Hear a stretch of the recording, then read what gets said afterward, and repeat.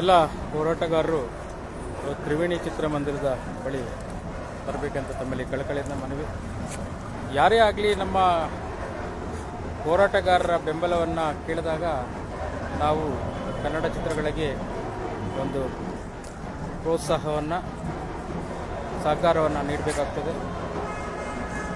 ದಯವಿಟ್ಟು ಎಲ್ಲ ಹೋರಾಟಗಾರರು ತ್ರಿವೇಣಿ ಚಿತ್ರಮಂದಿರ ಅಂದರೆ ಅಣ್ಣಮ್ಮ ದೇವಸ್ಥಾನ ಇದೆಯಲ್ಲ ಆ ದೇವಸ್ಥಾನದ ಬಳಿ ತಾವೆಲ್ಲರೂ ಬರಬೇಕಂತ ಕಳಕಳಿಯಿಂದ ಪ್ರಾರ್ಥನೆ ಮಾಡ್ಕೊಳ್ತೀನಿ. ನಮಸ್ಕಾರ.